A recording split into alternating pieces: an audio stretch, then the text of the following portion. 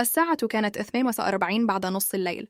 محمود كان صاحي في سريره بيقلب في الموبايل لحد ما الموبايل رن فجأة.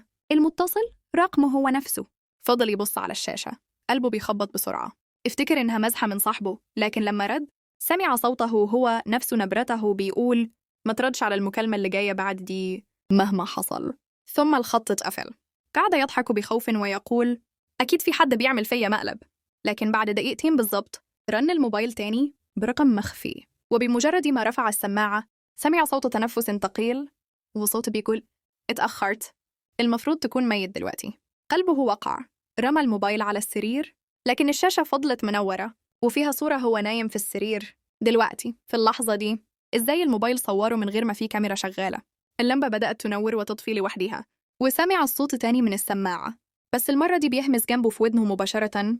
قلت لك ما تردش. ولما بص ناحية الصوت شاف نفسه واقف في الركن مبتسم